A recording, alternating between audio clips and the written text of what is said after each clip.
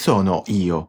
Who am I? You sure you wanna know? Questa è la prima cosa che sentiamo dire in questo film, prima ancora di vedere una singola ragnatela o lo skyline di New York. E non è una domanda buttata lì, perché tutta questa storia, 3 film, un ragazzo che cresce sotto una maschera, in fondo raccontano soltanto il tentativo di rispondere a quella esatta domanda. Oggi infatti torniamo all'inizio, torniamo a parlare dello Spider-Man del 2002 di Sam Raimi e i suoi 2 sequel. E questo primo Spider-Man non è un film sui supereroi, è un film su Peter Parker, su cosa vuol dire diventare qualcuno di buono quando nessuno te l'ha chiesto e su quanto questo costa. Il film ti serve la sua tesi già nella prima inquadratura. Who am I? You sure you wanna know? The story of my life is not for the faint of heart. E mentre lo dice, vedi un ragazzo che corre dietro allo scuolabus. Nessuno che gli apre, nessuno che fa fermare il bus, poi quando riesce a salire grazie a Mary Jane, nessuno che gli fa posto. È tutto lì in quel mezzo minuto. Peter Parker è quello che gli altri non vedono. Don't even think about it. You're so lame, Parker. E la prima cosa che ci confessa è che questa, come ogni storia che valga la pena di essere raccontata, è la storia alla fine di una ragazza. This, like any story worth telling, is all about a girl. That girl. The woman I've loved since before I even liked girls. I'd like to tell you that's me next to her.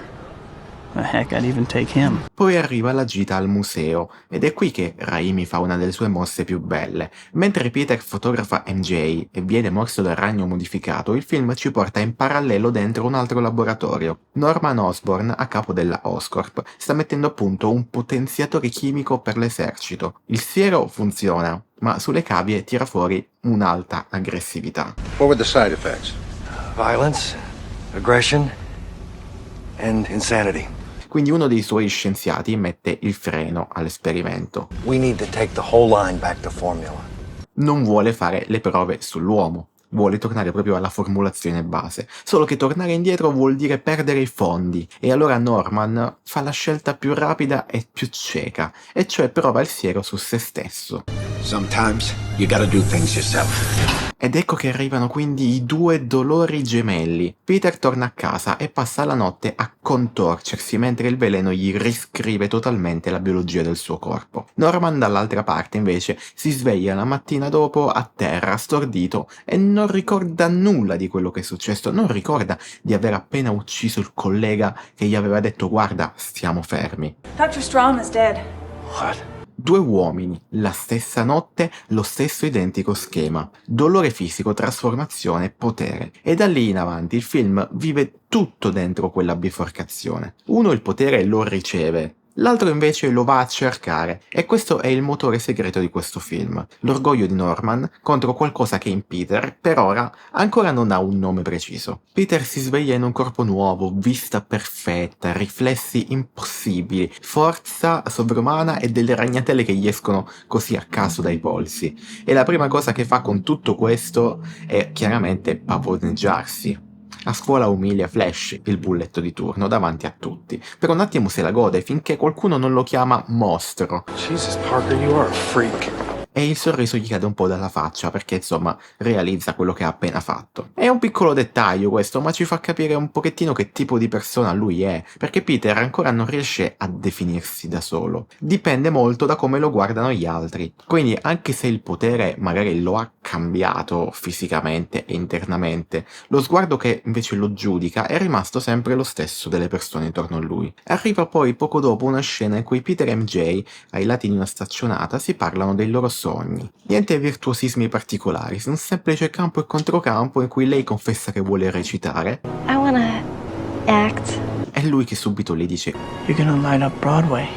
insomma è la prima scena in cui i 2 per la prima volta si vedono per davvero. 2 ragazzi con dei sogni enormi ma una sorta di solitudine sotto.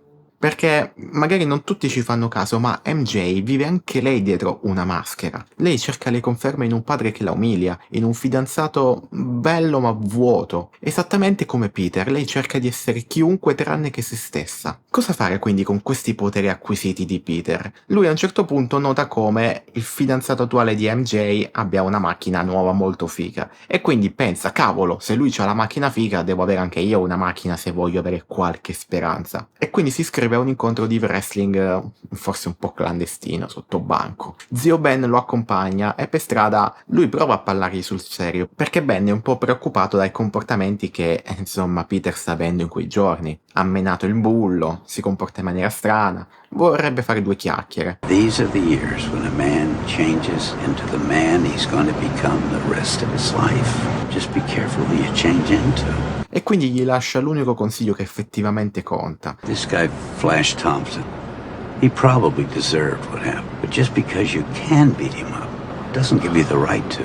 E poi arriva la frase. With great power comes great responsibility. Da grandi poteri derivano grandi responsabilità, che è la spina dorsale di tutta la storia. E Peter qui questa frase la rifiuta, si sente attaccato. E Ben, intristito, chiaramente dice: sì, guarda, lo so, non sono tuo padre. I don't mean to lecture and I don't mean to preach. And I know I'm not your father. E lui continua con la sua aggressività e gli dice: guarda, smettila di fingere di esserlo. Then stop pretending to be. Questo è un po' il tema che il film si porta sotto la sua pelle, la paternità, perché genealogicamente Peter ha ragione, Ben non è suo padre, però qui sta sbagliando di grosso a pensare che Ben non si senta tale, perché quello è un uomo che ha scelto di crescere Peter, ha scelto di prendersene la responsabilità, senza che nessuno glielo effettivamente imponesse. My name's the Human Spider. I don't care, get out there. No, he got my name wrong. Get You gotta out tell there, him. you moron. Arriva poi il momento in cui Peter vince l'incontro, ma il promotore lo frega e quindi gli dà una miseria rispetto a quanto promesso. $100. The ad said 3,000. Quando Peter protesta, questo lo liquiderà con una battuta molto bella e gli dice: guarda, I need that money. I missed the part where that's my problem. pochi secondi dopo arriva un rapinatore che Peter potrebbe fermare, ma decide di non farlo e restituendo quelle stesse parole. You could have taken that guy apart. Now he's gonna get away with my money.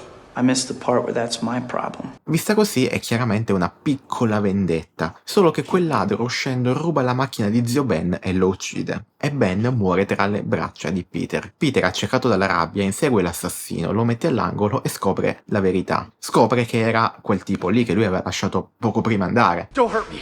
Just give me a chance. Just give me a chance. What about my uncle? Did you give him a chance? Did you? Ma in quel momento Peter non è davvero arrabbiato con il ladro, è quanto più arrabbiato con se stesso, perché la sua stessa meschinità gli si è ritorta contro. Esattamente la frase che poco prima Ben gli aveva detto, che si realizza. Da grandi poteri derivano grandi responsabilità. Peter aveva il potere di fermare quel ladro, si è assunto la responsabilità di non farlo e adesso ne paga le conseguenze. Quindi la responsabilità che Ben gli aveva offerto come consiglio, Peter se la ritrova addosso adesso come colpa. È importante capire però come nasce Spider-Man, perché il film è molto onesto su questo punto. Peter non è che si sveglia una mattina con la vocazione dell'eroe, quella scelta è quasi una reazione al trauma che ha appena subito, un modo di rispondere a quel senso di colpa per zio Ben. I can't help thinking about the last thing I said to him. He tried to tell me something important, and I threw it in his face. He never doubted the man you'd grow into. How you were meant for great things. You won't disappoint him. Quindi la frase sulla responsabilità in questo punto della storia non è ancora una bussola, è più un peso che gli è stato quasi imposto. Nel frattempo la storia va avanti e intorno a lui prende vita il Daily Bugle, con J. Jonah Jameson che appena Spider-Man appare decide che è una minaccia, eroe o minaccia dice, e nel frattempo assume proprio Peter come fotografo ufficioso dell'Uomo Ragno. Who is Spider-Man? He's a criminal, that's who he is. A vigilante, a public menace. Jameson è comico, urla, è una macchietta perfetta, ma Raimi gli lascia dentro anche un fondo di umanità. He doesn't want to be famous, and I'll make him infamous. Ed è qui che nasce l'idea più tenera forse del film. Who are you? You know who I am. I do? Your friendly neighborhood Spider-Man. Il termine è l'amichevole Spider-Man di quartiere, non un dio che scende dal cielo, ma semplicemente uno che ti tira fuori dai guai sotto casa, una sorta di assicurazione alla tranquillità quando giri per le strade della tua città. Ma mentre la vita di Peter va un pochino a rotoli, il parallelismo riparte e stavolta diverge. Il consiglio della Oscorp caccia Norman dalla sua stessa azienda per poterla vendere, e Norman è accecato dalla rabbia in quel momento e dalla voglia di farla pagare. You're out, Norman. Am I? e quindi cede del tutto a quella seconda identità che è nata da quel siero, il Goblin. È lo stesso identico schema di Peter, dolore, trasformazione, potere, ma con la coda avvelenata. Qui arriva la vendetta. Al Festival dell'Unità a Times Square il Goblin fa esplodere i dirigenti della Oscorp e mette a rischio anche Harry, suo figlio, e MJ. Spider-Man riesce a salvare la ragazza per un pelo e arriva poi la rivelazione di Norman, che allo specchio si vede detto "li hai uccisi tu", con una piccola correzione subito dopo "li abbiamo uccisi noi". You killed them. We killed them. Questo noi è importante perché Norman qui non riesce più a riconoscere quel lato come proprio. Il confronto vero però è sul tetto, dove il Goblin cattura Spider-Man e gli propone una sorta di alleanza, e intanto gli spiega come funziona il mondo secondo lui. But the one thing they love more than a hero is to see a hero fail, fall, die trying. In spite of everything you've done for them, eventually they will hate you. Why bother? Questa è la filosofia del Goblin, il nucleo ideologico del cattivo. L'uomo è marcio dentro e chi si dà da fare per gli altri è soltanto un ingenuo in attesa di essere tradito. Peter gli risponde con 3 parole semplicissime. Because it's right.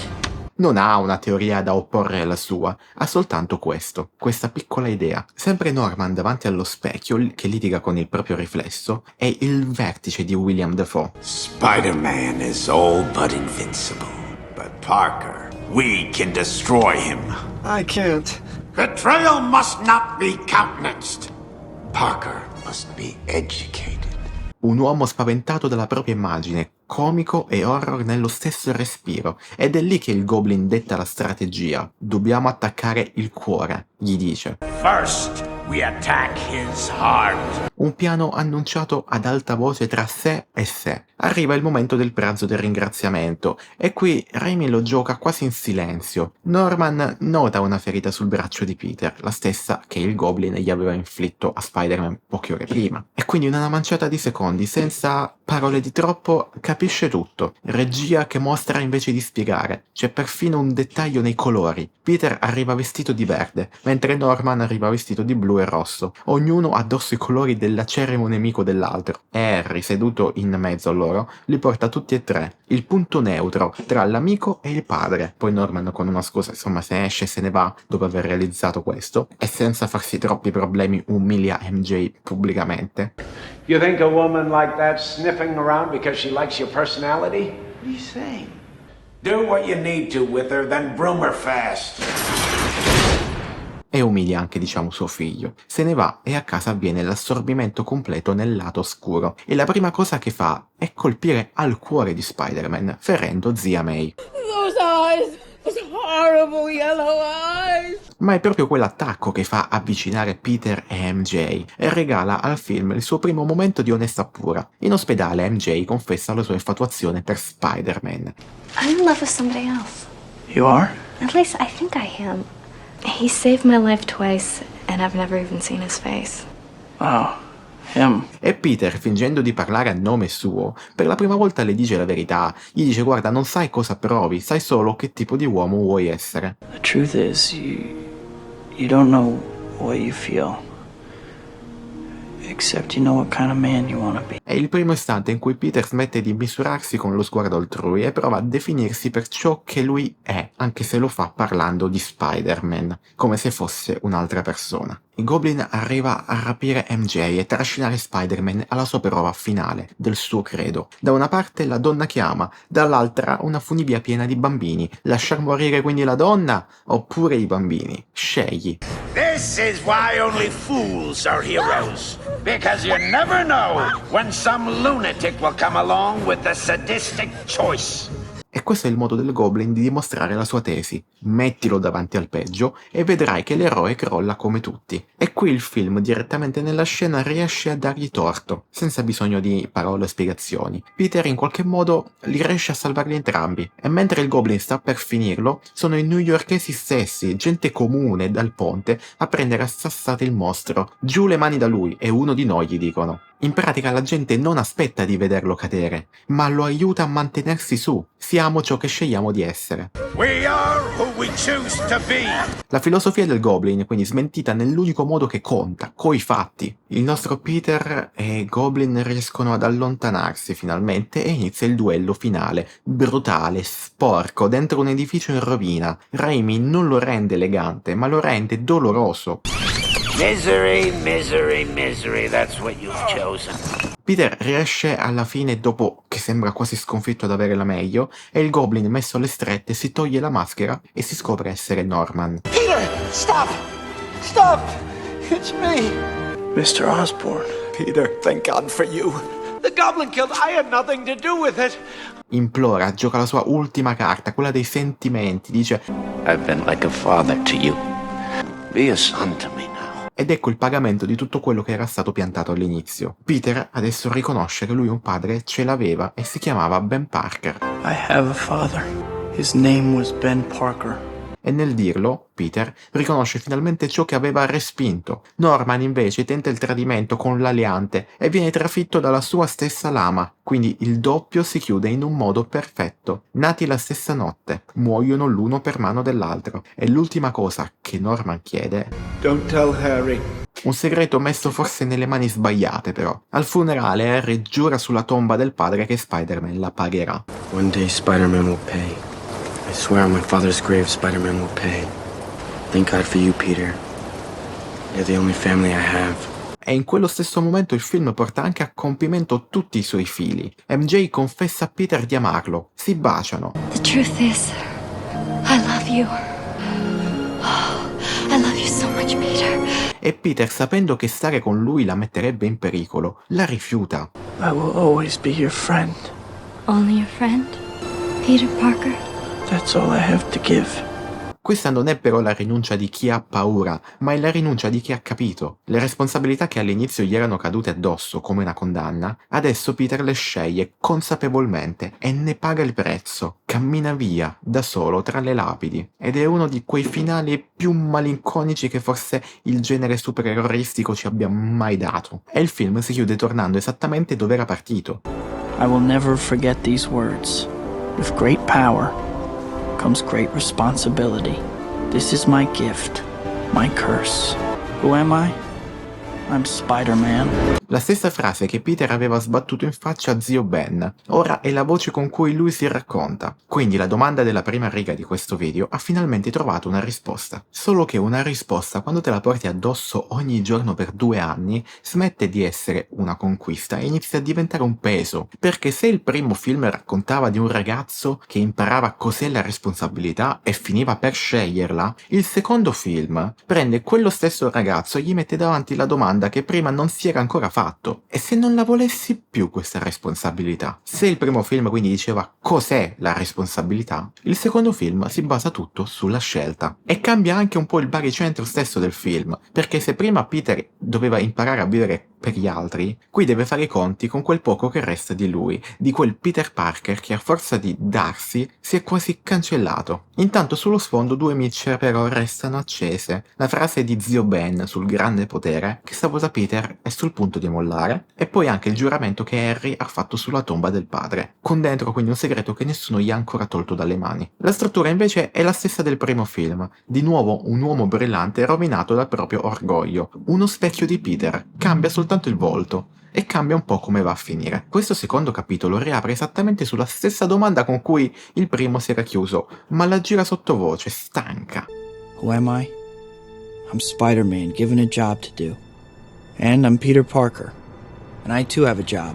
2 lavori, 2 vite. E già lì il film ti dice qual è il suo tema, perché lo vediamo subito. Peter corre in motorino a consegnare pizze, è in ritardo e quando 2 bambini finiscono in mezzo alla strada, lascia perdere le pizze e li salva. Fa la cosa giusta, solo che per farla perde il suo posto. Il sacrificio quotidiano in miniatura, ancora prima che la storia parta per davvero. Essere Spider-Man non gli ha regalato una vita da eroe.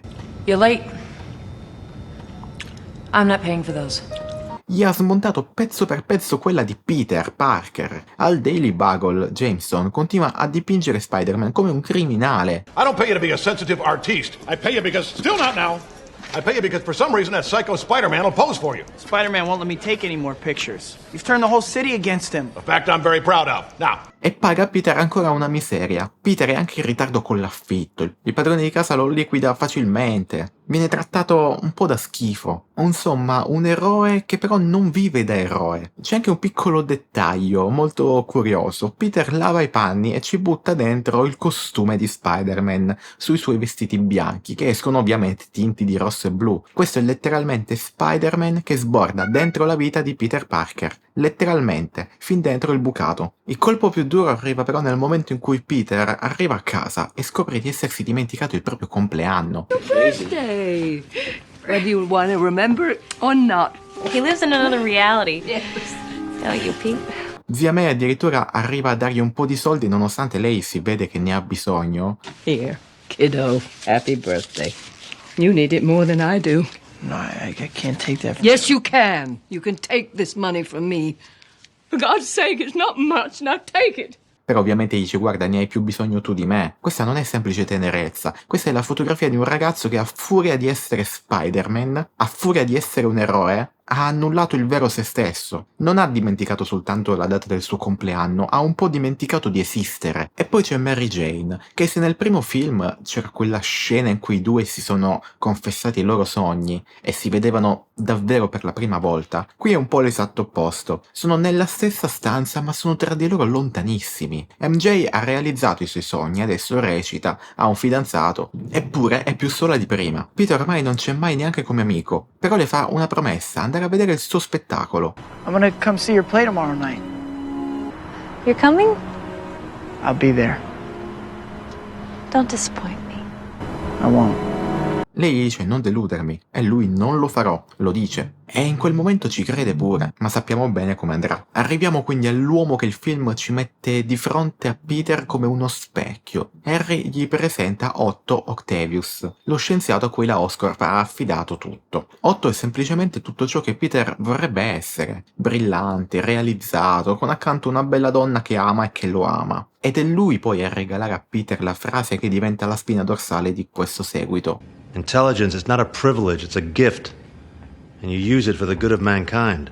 Un dono, non un privilegio, ed è la distinzione su cui poggia tutto il film. Otto parla di scienza come si parla d'amore. Dice a Peter: If you keep something as complicated as love stored up inside, it can make you sick. Che per fare innamorare una donna bisogna darle da mangiare poesia. Lui è generoso, è umano, è un maestro, ma sotto, quasi in maniera impercettibile, c'è già una piccola crepa. L'orgoglio di chi si paragona ai grandi e ha bisogno che il suo sogno riesca ad ogni costo. This is my life's work. I certainly know the consequences of the slightest miscalculation. Intanto la doppia vita continua a sabotare Peter proprio dove fa più male. La sera dello spettacolo di MJ deve intervenire come Spider-Man, arriva a teatro in ritardo e resta fuori dalla porta. Come to see the show. Oh, I'm sorry, sir. No one will be seated after the doors are closed. Lui ha fatto la cosa giusta, solo che ha mancato l'unica promessa che contava. E quindi qui possiamo già notare una cosa che il film fa, e cioè che non fa parlare Peter. Peter non parla. Quasi tutti i suoi guai si scioglierebbero con una frase detta alla persona giusta, e lui quella frase però non arriva mai a dirla. La verità, la sua verità, riesce a confessarla soltanto a una segreteria telefonica, al vuoto, quando dice: sono Spider-Man. I want to tell you the truth. Here it is. I'm Spider-Man. È il ritratto della sua solitudine in una battuta sola. Ha un segreto enorme e nessuno con cui reggerlo. E qui sotto c'è poi la vera domanda del film. Se il primo era un film sull'identità, chi sono io? Questo è un film sulla dualità. Peter sa benissimo chi è. Il problema è che è due persone e non riescono a stare insieme. Ogni volta che Spider-Man vince, Peter Parker perde. Il lavoro, lo studio, l'amore, perfino il bucato. Le due metà si fanno la guerra. E la domanda che tiene in piedi tutto è semplice ma tanto spietata. Ne vale la pena? È lo stesso identico problema che Otto insegue in laboratorio. Provare a fondere due forze che non vogliono stare insieme. Solo che Peter lo vive addosso ogni giorno senza camice. Arriva quindi il giorno della dimostrazione di Otto e con lui la trasformazione. Il suo sole artificiale prende, una sorta di vita. The power of the sun in the palm of my hand. E per un attimo è pura meraviglia, solo che qualcosa va storto, il campo magnetico comincia a divorare tutto e Otto non ferma niente, decide di continuare, decide che è tutto sotto controllo, secondo lui. Questo è l'orgoglio che si rifiuta di ammettere un errore e costa la vita poi a Rosie, sua moglie. Spider-Man arriva, riesce a staccare la corrente, però il disastro ormai è fatto. C'è poi questa bellissima scena in ospedale dove Raimi tira fuori il suo lato horror nella regia. I bracci meccanici di Otto danneggiati che si risvegliano e da soli sterminano l'intera equipe medica. Motosega, urla, la macchina da presa che carica come in un incubo. Otto si risveglia mostro e la scena ci racconta il risveglio di un mostro. Quindi stiamo vedendo un regista che comunque è un maestro del genere horror portare questo tipo di regia in un film di supereroi. Ma tornando a parlare di Otto, lui dopo, disperato per Rosie, nel suo covo, ammette a se stesso: Peter was right. I miscalculated. Solo che un secondo dopo si rimangia tutto. I couldn't have miscalculated. Quindi la corruzione parte da dentro di lui, l'orgoglio parla per primo e solo dopo i bracci gli sussurrano di finire ciò che ha iniziato, che niente si metterà sulla loro strada. Steal it? No, I'm not a criminal. The real crime would be not to finish what we started. The power of the sun in the palm of my hand. Nothing will stand in our way. Nothing! Quindi questo ordine delle cose dette ci fa capire che i bracci non lo trasformano, lo accompagnano dove voleva già andare. Esattamente come nel primo film Il Goblin, altro non era che Norman senza freni però, ma la base è sempre lui. Fermiamoci un attimo su Otto, perché questa è la ragione per cui questo film funziona così bene. Lui non è un cattivo che vuole distruggere il mondo, che palle! Lui è un uomo tragico, che dialoga con i suoi stessi bracci meccanici come con una seconda voce dentro la testa, e che resta umano anche quando fa cose mostruose. Lui è un villain che non ti fa paura e basta, ti fa anche un po' pena. E questa scelta rende tutto il film più grande, perché uno specchio, per funzionare davvero, deve poterti somigliare. Da qui in avanti il film piano piano chiude ogni via di uscita, una per volta. Otto, ormai Doc Ock, rapina una banca proprio mentre lì dentro ci sono Peter e zia May, e prende May in ostaggio. Peter la salva, ma i suoi poteri cominciano a fare cilecca, perché la crisi dentro di lui gli sta praticamente spegnendo il corpo anche. Arriva poi anche il momento del ricevimento dell'alta società, dove Peter è di nuovo soltanto lo spettatore dietro l'obiettivo, quello che c'è sempre per gli altri e non conta mai per sé. Incassa lo sfogo ubriaco di Harry che gli rovescia addosso tutto il suo rancore. You stole MJ from me. You stole my father's love. And you let him die? Because he didn't turn in the freak? E poi il colpo di grazia, l'annuncio del fidanzamento di MJ con un altro ragazzo. Insomma, Peter, il ragazzetto che dà tutto agli altri, sta perdendo tutto ciò che è suo. Ed è qui che il film fa la sua mossa forse più coraggiosa, quella che nel primo sarebbe stata probabilmente impensabile. Peter molla, in un sogno rivive zio Ben che gli tende la mano. You've been given a gift. With great power comes great responsibility. Take my hand, son. E per la prima volta lui rifiuta. No, Uncle Ben. I'm just Peter Parker. Spider-Man mai più. Questo è il momento in cui si rovescia in maniera totale il finale del primo film. Peter prima aveva quindi riconosciuto il suo vero padre e la responsabilità che adesso aveva, mentre adesso decide di posarla a terra, di gettare il costume in un vicolo e andarsene. Il film lo accompagna con un montaggio quasi troppo perfetto, la sua vita che di colpo si raddrizza, la vita di Peter Parker che torna a funzionare, come a dirci che ha fatto la scelta giusta, ma questa è soltanto un'illusione momentanea e il film lo sa bene, perché la scelta giusta non lo rende felice, anzi Peter va finalmente da zia May e le confessa la verità sulla morte di zio Ben. I could have stopped him, but I wanted revenge. So I let him go. I let him get away. Gli dice tutto, gli dice che lui poteva fermare quel ladro, ma che voleva vendetta. E questa cosa rende questo film onesto fino in fondo. La sincerità qui per la prima volta non dà sollievo immediato. May non lo abbraccia, ritira la mano, si allontana, lo lascia solo con quello che ha detto. La verità è giusta, ma fa male e non c'è nessuna scorciatoia. Non a caso, poco prima, un medico gli aveva detto la frase che regge tutto il film. You always have a choice, Peter.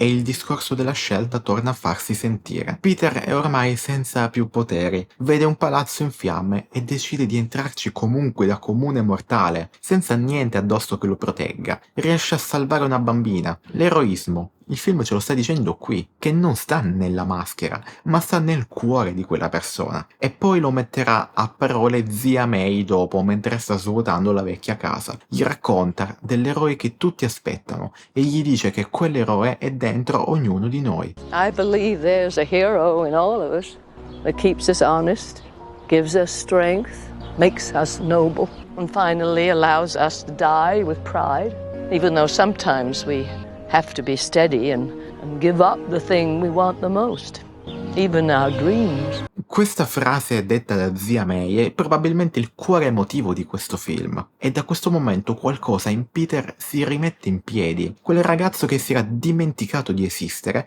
I'm not an empty seat anymore. I'm different. Punch me, I bleed.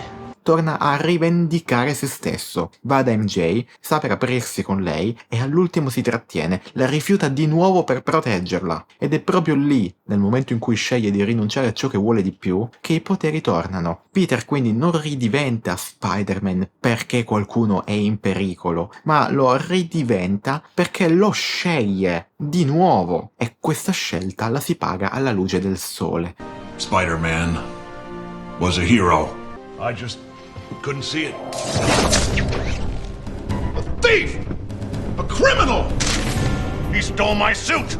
He's a menace to the entire city! Arriva il momento del treno. Doc Ock e Spider-Man si affrontano sopra un convoglio lanciato ad alta velocità. Otto ne distrugge i freni e a Peter resta solo una cosa da fare: fermare il treno con il proprio corpo, braccia spalancate, tutto il peso addosso, ogni muscolo che tira per tenere un secondo di più quei vagoni. Esattamente le parole di zia May, adesso incarnate in azione. Questo è il vertice del film. 5 minuti di regia pura, con gli effetti che a questo film valsero l'unico Oscar della trilogia. Ma quello che conta non sono gli effetti, ma è cosa succede quando Peter, senza forze, poi sviene alla fine, dopo aver salvato tutti. I passeggeri se lo passano di mano Just a kid, no older than my son. Come se fosse un ragazzo da proteggere. Gli vedono la faccia, la maschera gli è caduta e scoprono quindi che sotto c'è soltanto un ragazzino. E qui fanno quella cosa che smentisce tutto ciò che il Goblin credeva dell'umanità.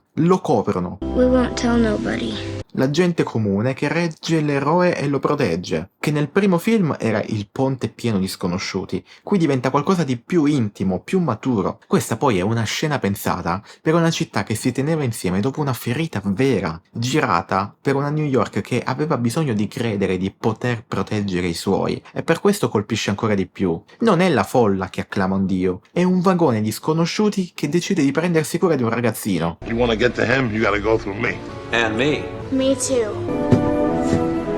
Very well. E per la prima volta Peter viene premiato e capisce che, anche quando si sentiva solo in realtà non lo è mai stato. Poi però arriva comunque il conto da pagare. Otto riesce a prendere Spider-Man e a consegnarlo a Harry. Harry gli toglie la maschera e trova Peter. Quel segreto che Harry quindi covava dalla tomba del padre esplode. Peter, you killed my father. E qui ritorna il problema citato prima, e cioè che Peter non parla. Qui Peter non spiega, devia soltanto. There are bigger things happening here than me and you. E quindi corre a fermare Otto, ma la miccia ora è accesa del tutto. Lo scontro finale poi non si vince con i pugni. Peter arriva al covo di Otto sul molo, con la città in pericolo, e fa l'unica cosa che può funzionare con uno specchio di se stesso. Si toglie la maschera e gli parla da uomo a uomo, gli restituisce le sue stesse parole. You once spoke to me about intelligence, that it was a gift to be used for the good of mankind. A privilege. questa lezione che Otto quindi gli aveva dato, adesso che torna indietro come richiamo alla coscienza. E Otto per un attimo ritrova l'umanità, esattamente come Peter capisce che a volte per fare la cosa giusta bisogna restare saldi e rinunciare a ciò che si ama di più, persino i propri sogni. These things have turned you into something you're not. Don't listen to them. It was my dream. Sometimes, to do what's right, we have to be steady and give up the thing we want the most, even our dreams. Ordina quindi ai bracci di obbedire e affoga la sua stessa creazione e se stesso nel fiume e muore con l'unica cosa che gli era rimasta. I will not die a monster. Lo specchio quindi si chiude. Nel primo film l'orgoglio portava alla vendetta, qui invece porta alla redenzione. You do love me, I do. even though you said you didn't. E rimane da parlare di MJ. Nel finale i due finalmente si parlano a carte scoperte. Peter le dice la verità e prova a rifiutarla un'ultima volta per proteggerla ancora. Ma questa volta, adesso che MJ sa che Peter è Spider-Man, non tocca più a lui decidere, è lei a scegliere. Pianta l'altare, corre da lui e gli dice la cosa che Peter non era mai riuscito a dire a nessuno, quella verità che prima riusciva a confessare soltanto una segreteria vuota. It's wrong that we should only be half alive, half of ourselves. I love you. So here I am standing in your doorway. I've always been standing in your doorway. Questa è la stessa sincerità che con zia May gli era costata solitudine e adesso con MJ gli sta restituendo tutto, perché è questo alla fine il film. Ogni volta che Peter dice la verità succede qualcosa di grande, anche quando fa male. La confessione al vuoto trova finalmente qualcuno dall'altra parte. Quindi il film che si era aperto con Peter che non poteva scegliere MJ si chiude con MJ che sceglie Peter. Il desiderio arriva soltanto quando lui accetta di lasciarlo andare. Non è la fusione delle due vite, quella non arriverà mai del tutto, è però qualcuno che, sapendo tutto, decide di reggere il peso insieme a lui. Poi c'è una sirena in lontananza, il richiamo del dovere che non finisce mai, e lei con un misto di paura e di amore lo lascia andare al suo lavoro. Go get him, Tiger. Gli fa, sorride, ma sulla soglia le resta anche un'ombra. Ha scelto Peter e con Peter però ha raccolto tutto il rischio che quella scelta si porta dietro. E quell'ombra è il punto esatto da cui riparte tutto, perché il secondo film si chiude nel momento più luminoso della vita di Peter. Mary Jane ha scelto lui, la città lo ama, per la prima volta la maschera non gli è costata tutto. Ed è proprio lì però la trappola, perché nel secondo film Peter riceveva solo colpi. Jameson, al Daily Bugle, l'affitto, l'amore che gli sfuggiva di mano e sotto quel peso finiva per crollare fino a mollare tutto. Mentre nel terzo film gli arriva l'esatto contrario, gli arriva solo consenso, solo applausi e se il fallimento lo aveva quasi spento, adesso è il successo a gonfiarlo. E la ragione di questo è tutta interna, per cui il Peter di questo terzo film a tratti sembra un'altra persona, ma non è cambiato per magia o perché gli sceneggiatori erano incapaci a riscrivere il personaggio in un certo modo. È cambiato perché nessuno gli dice più di no. L'orgoglio del resto è quel filo conduttore che tiene insieme tutti e tre questi film. La vendetta di Norman, la superbia di Otto e adesso tocca a Peter. Se quindi il primo film raccontava un ragazzo che imparava a vivere per gli altri, il secondo racconta quello stesso ragazzo che imparava a vivere anche per se stesso. Questo terzo film è invece la fallibilità di chi ha imparato tutte e due le lezioni e scopre che però non gli bastano. E nel frattempo, sullo sfondo della storia, la minaccia più vecchia di tutte, quella miccia ancora accesa, quella di Harry, continua a bruciare. Perché Harry adesso sa chi è Spider-Man e ha anche ritrovato l'arsenale del padre. E quindi quel giuramento che Harry ha fatto sulla tomba del padre e adesso è pronto per esplodere. Il film si apre nel modo più rivelatore possibile. Per la prima volta, nella trilogia, il monologo di Peter non ha dentro nessun conflitto. È tutto rose e fiori. It's me, Peter Parker, your friendly neighborhood. You know, I've come a long way from being the boy who was bit by a spider. Back then, nothing seemed to go right for me. E poi butta lì la frase che ci fa capire un po' tutto. Now, people really like me. E aggiunge anche, zio Ben sarebbe fiero di me. Sul palco c'è MJ che debutta a Broadway e canta Quanto è meraviglioso l'amore. They say that falling in love is wonderful. E lui è lì in prima fila a guardarla. Sembra il ritratto della felicità, ma è in realtà il ritratto di un ego che comincia a montarsi. Mentre i due si appartano, dal cielo cade qualcosa, il simbionte, e si attacca in silenzio al suo motorino. E qui è interessante notare come il simbionte non lo aggredisce subito, non lo trasforma di colpo, resta lì dormiente ad aspettare, perché la tesi di tutto questo capitolo è precisa. Il simbionte non fa di Peter una persona nuova, ma prende quello che già c'è e diciamo lo alza di volume. Vale quindi la pena aprire una piccola parentesi, perché è la chiave di metà dei problemi di questo film. Perché diciamocelo, in questa trilogia i primi due film sono dei piccoli capolavori a loro modo, il terzo film invece ha qualche problema ad ingranare bene la marcia. E quindi è interessante capire perché. Cos'è che è andato storto? Alla regia c'è sempre Sam Raimi in fondo. Il fatto è che sui primi due Raimi aveva il controllo quasi totale, sul terzo invece no.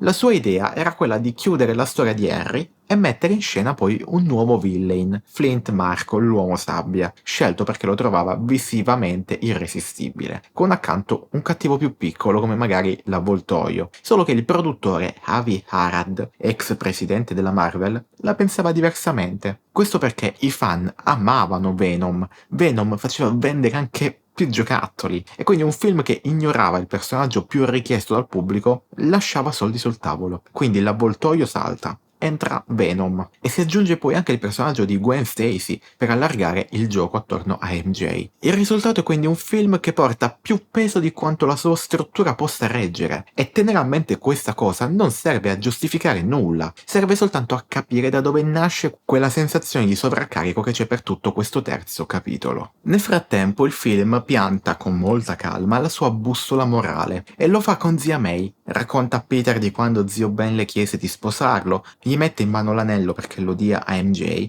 e gli spara una frase semplice ma che forse è un po' il fulcro di questo film. A man has to be understanding and put his wife before himself.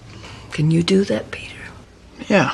L'anello resterà in tasca, mai consegnato. Poi c'è Marco, la sua fuga, la caduta nell'impianto e la rinascita come uomo di sabbia. È una sequenza quasi senza parole, tutta affidata alle immagini e alla musica, e forse è tra le cose più belle di questo terzo capitolo. Ma la scena vera è quella invece di prima, quando ci dice lui chi è. Not a bad person, just had bad luck. Insomma, lui ci viene venduto come un padre disperato che ruba per una figlia malata. Il film, quindi, prima ancora del mostro, ci mostra l'uomo, la fallibilità umana messa lì in primo piano per essere capita e non temuta. Nel frattempo la miccia di Harry prende fuoco e attacca Spider-Man in pieno giorno tra i vicoli con l'attrezzatura del padre. Negli occhi di Peter c'è la paura, mentre in quelli di Harry c'è soltanto odio. Il segreto covato dalla tomba di Norman esplode in violenza pura. Peter lo fa cadere, Harry batte la testa e si sveglia senza memoria. Quindi l'amico di sempre è restituito per quello che era. Questo è un espediente, diciamocelo, un po' comodo, quello dell'amnesia, un modo per parcheggiare un attimo Harry e quindi liberare la scena per il resto. E il film non è che questa cosa più di tanto la nasconde, però visto tutto quello che deve raccontare diventa forse quasi necessario. Nel frattempo entra l'uomo che gli fa da specchio a Peter questa volta, ed è Eddie Brock. Al Daily Bugle, Eddie è uno che punta al posto fisso ed è disposto a tutto pur di averlo. Ci prova con la segretaria, falsifica una foto per incastrare Spider-Man. Catch him in the act. Spider-Man with his hand in a cookie jar. Whoever brings me that photo gets a job. You'll never get that shot. Oh, we'll see. È il rovescio di Peter, uno che vuole piacere a chiunque, a ogni costo, anche tradendo pezzi di sé. E in mezzo c'è anche Gwen, che Peter salva da una gru e che alla cerimonia lo bacia a testa in giù. Go ahead, lay one on me. Really? Yeah, they'll love it. Lo stesso bacio che nel primo film era stato il momento più intimo con MJ. Qui rifatto identico ma svuotato di ogni senso, con MJ che guarda tutto dagli spalti. Peter non se ne accorge nemmeno, non gli dà peso. È già troppo pieno di sé per vedere quanto sta ferendo la persona che ama. E qui risuonano un po' le parole che zia May gli aveva detto. poco prima. E proprio quando l'orgoglio comincia a lavorarlo, il film riapre la ferita più antica di tutte. La polizia rivela a Peter e a May che l'uomo che credevano essere l'assassino di zio Ben invece era solo un complice, ma che il vero killer è Flint Marco, l'uomo sabbia. E quindi dentro Peter adesso si riaccende una cosa che credeva sepolta, la sete di vendetta. Questa rivelazione in sé per sé è forse tra i nodi più discussi di questo film, perché sposta totalmente all'indietro una storia che sembrava ormai chiusa, ma è messa lì con una certa discrezione e soprattutto non rompe comunque niente di quello che era già stato raccontato. Possiamo dire che la catena di eventi rimane comunque intatta. Di fatto, se quella notte Peter avesse fermato il ladro, come gli aveva insegnato Ben di fare, Marco non sarebbe mai arrivato a premere il grilletto. Quindi la colpa che Peter si porta addosso dal primo film non cambia di 1 millimetro, per cui è un dettaglio che possiamo anche accettare, e non è la prova di un crollo totale del racconto. Ok, arriva quindi il simbionte a fare la sua mossa. Di notte avvolge Peter e lui si risveglia nel costume nero. Insegue Marco, lo mette all'angolo e per la prima volta colpisce per uccidere. Più duro, più cattivo, spinto oltre il limite che a Spider-Man di solito non si fa varcare. Remember Ben Parker? The old man you shot down in cold blood? Il film la spiega in laboratorio, in una riga che è la chiave di lettura di tutto. It amplifies characteristics of its host, especially aggression. Amplifica, non possiede. Ed è la stessa struttura che regge tutta la trilogia. Il Goblin non comandava Norman, era Norman senza freni. Le braccia non guidavano Otto, lo accompagnavano dove voleva già andare. Qui è identico. Il costume nero non inventa un Peter cattivo, tira fuori quello che l'orgoglio aveva già acceso. Ed è anche molto carina la metafora della dipendenza fatta stoffa, perché alla fine questo costume nero è un qualcosa che lo fa sentire potente e che quindi ripesca dal fondo del baule ogni qualvolta vuole alimentare la sua rabbia. Però il fondo buono di Peter resiste e si vede in un piccolissimo dettaglio. Dopo aver urlato in faccia al padrone di casa You'll get your rent when you fix this damn door! torna indietro e si scusa. Listen, I'm really sorry for what happened earlier. I shouldn't have yelled about that door. It was nothing to be angry about. Quindi il ragazzo buono è ancora lì sotto, però sta perdendo terreno. E il momento in cui capiamo quanto è arrivato lontano è di nuovo con zia May. Peter le confessa, in maniera orgogliosa quasi, che Spider-Man ha ucciso l'assassino di zio Ben. Lui si aspetta l'approvazione della zia, ma questa approvazione non ci sarà. Spider-Man doesn't kill people. What happened? E quando lui insiste, dicendo guarda se l'era meritato, no? Lei chiude il discorso dicendo He deserved it, didn't he? I don't think it's for us to say whether a person deserves to live or die. E poi arriva una frase che praticamente dà il nome a tutta la deriva di Peter. Uncle Ben meant the world to us, but he wouldn't want us living 1 second with revenge in our hearts. It's like a poison. It can take you over. Before you know it, turn us into something ugly. E Peter in quel momento è sorpreso, è sinceramente stupito di non essere applaudito. Lui è il ragazzo che nel secondo film incassava soltanto giudizi negativi. Adesso è abituato a piacere a tutti e non regge più l'unica voce che gli dice no. Il feedback si è letteralmente ribaltato e con lui l'uomo più sporca di tutte costringe MJ a lasciare Peter. First, we attack his heart. E poi glielo sbatte in faccia dicendo sono io l'altro. E Peter, che ormai è nel costume nero, va da lui e non si limita a rispondere, ma infierisce, colpisce dove sa che fa più male, il rapporto col padre. He despised you.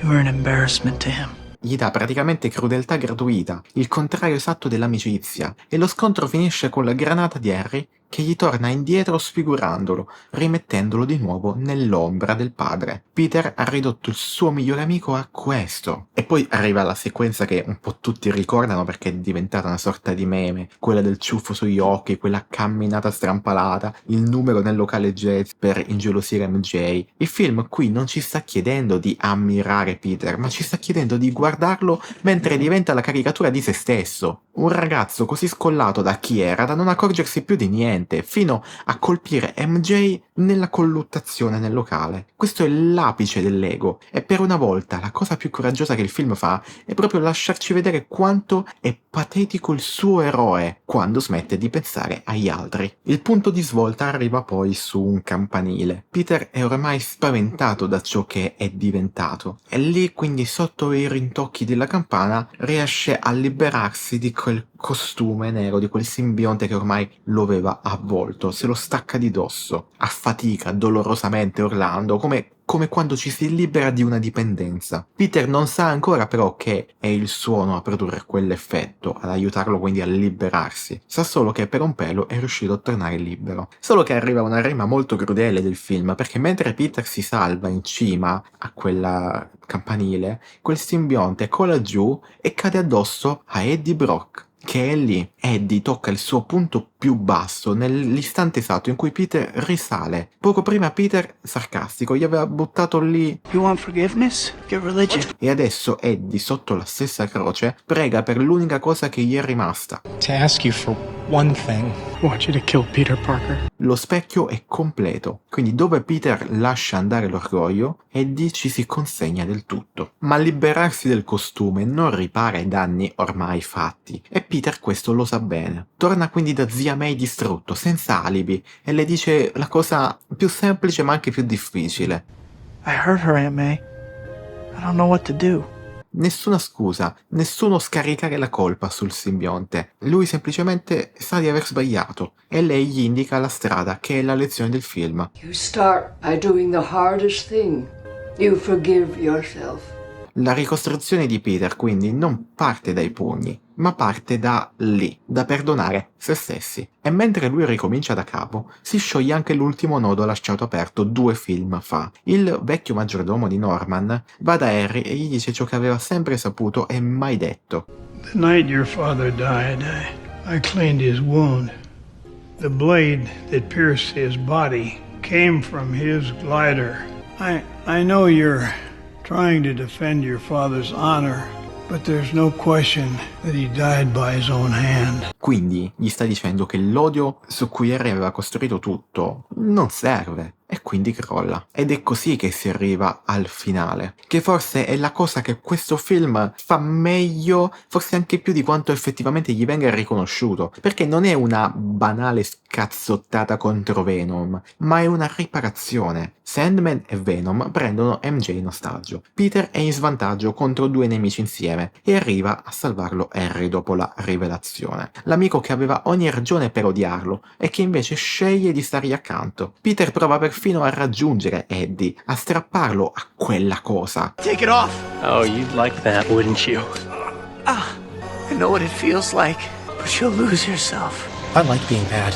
Ma Eddie ha già scelto il fondo. Dice proprio, mi piace essere cattivo, mi rende felice. E il conto di questo però lo paga Harry. Quando Venom cerca di infilzare Peter con l'aliante, è Harry a mettersi in mezzo, prendendosi il colpo al posto suo. La stessa lama, lo stesso aliante con cui era morto suo padre. Questa è la rima che chiude la storia degli Osborn. Norman morì per la sua stessa arma, rifiutando ogni verità. Il figlio muore allo stesso modo, ma dopo aver deposto la vendetta e scelto l'amico. Nella caduta dei tubi d'acciaio sbattono tra loro e il simbionte si contorce e quindi Peter di colpo mette a fuoco quello che sul campanile gli era successo e capisce che il suono lo indebolisce. Quindi smette di affrontarlo a pugni e gli costruisce intorno una gabbia di pali di metallo e li fa risuonare, una sorta di muro di vibrazioni che stordisce quella cosa fino a costringerla a mollare la presa su Eddie. Lo strappa via, lo tira fuori e poi, per finirla, lancia dentro una delle bombe di Harry. Ma nell'istante in cui il simbionte sta per essere distrutto, Eddie, appena liberato, si getta di nuovo verso di lui, perché è ormai incapace di rinunciarci e resta preso nell'esplosione. Muore quindi aggrappato alla cosa che l'aveva divorato, mentre Peter cerca invano di fermarlo. Chi non sa lasciare andare il proprio orgoglio ci muore dentro. Poi restano i 2 gesti di grazia. C'è Harry che se ne va e con lui la riconciliazione. You're my friend. Best friend. E poi arriva Marco. La vecchia ferita è ancora lì, ma stavolta l'uomo di sabbia non combatte, racconta. Quella notte gli racconta, guarda, non volevo uccidere, ma non aveva scelta. E Peter gli restituisce la frase che tiene in piedi tutto.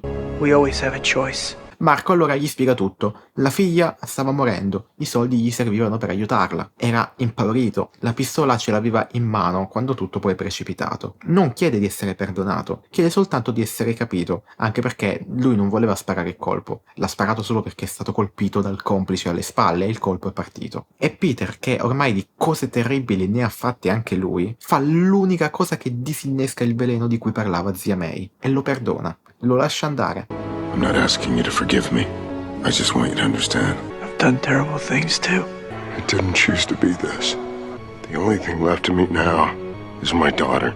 I forgive you. E la sabbia si dissolve nel vento. Perché Peter ha capito una lezione fondamentale. Non è che una persona è buona o cattiva sempre. Ci sono persone buone a cui purtroppo capita di fare cose cattive, ma fare cose cattive non ti rende cattivo. Il film che si era aperto con MJ che cantava Quanto è meraviglioso l'amore, si chiude con MJ che canta Ho chiuso con l'amore.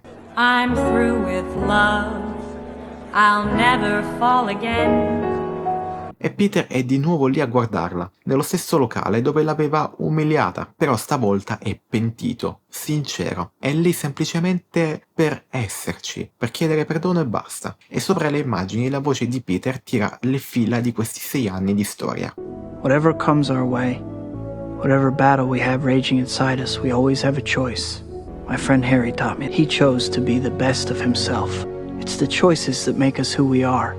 And we can always choose to do what's right. E quindi questa trilogia di film si chiude in questo modo, con un ragazzo che chiede scusa e abbraccia la donna che ama. E allora, alla fine di questa ora e passa di video che siete rimasti qui ad ascoltarmi, la domanda rimane una sola. Che cos'è davvero questa trilogia? La risposta è quella da cui siamo partiti. Non è mai stata una storia sui superpoteri. Questa è stata la storia di un ragazzo che impara, film dopo film, che l'eroismo non è una cosa che hai, ma è una cosa che scegli. Di nuovo, ogni volta, anche quando fa male. Prima imparare a vivere per gli altri, poi a vivere anche per sé e infine a scoprirsi fallibile pur avendo imparato tutte e due le lezioni e a rimettere insieme i pezzi col perdono. È lo stesso arco dall'inizio alla fine. Siamo ciò che scegliamo di essere, diceva il primo film. Sono le scelte a fare di noi ciò che siamo, risponde l'ultimo film. La stessa frase aperta e chiusa a 6 anni di distanza. Ma vogliamo parlare adesso un po' del declino. Declino perché esiste, ma è più stretto di come magari lo si ricordi. Il primo e il secondo film sono eccellenti. Il secondo per quasi tutti è forse il vertice, è anche l'unico dei 3 a portarsi a casa un Oscar. Il terzo siamo tutti d'accordo che è il più debole, questo lo concedono anche i suoi difensori più accaniti. Ma è interessante notare che dove vacilla è nella struttura,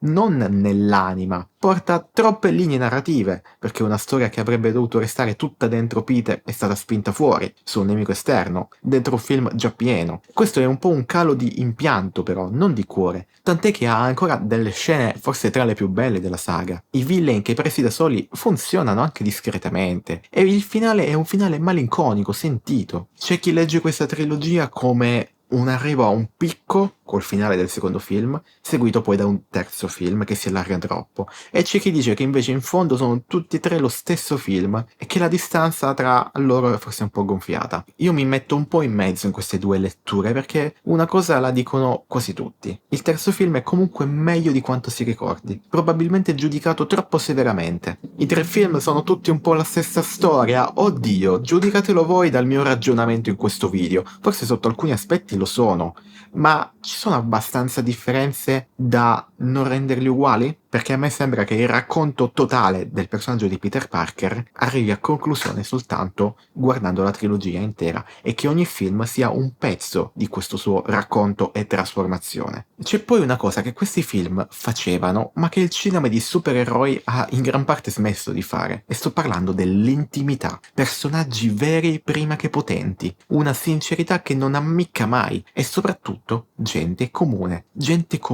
presente nella storia. Pensate ai ragazzi sul ponte nel primo capitolo, alle persone sul treno, gente salvata da un eroe che però prima di tutto è uno di loro, perché è questo il cuore della trilogia di Sam Raimi. I momenti più grandi di Spider-Man non sono i voli sopra i grattacieli, ma sono i gesti che chiunque un giorno potrebbe scegliere di fare, tenersi un secondo di più, perdonare, fare la cosa giusta perché è giusta. It's good to have you back, Spider-Man. Io sono Gabriele e se ti piacciono video analisi di questo tipo ti invito a iscriverti al canale per vedere le prossime e ne trovi già alcune. Se mi lasci un mi piace mi fai capire che hai apprezzato il contenuto e dimmi la tua su questi film e siamo tutti pronti per andare a vedere Spider-Man Brand New Day.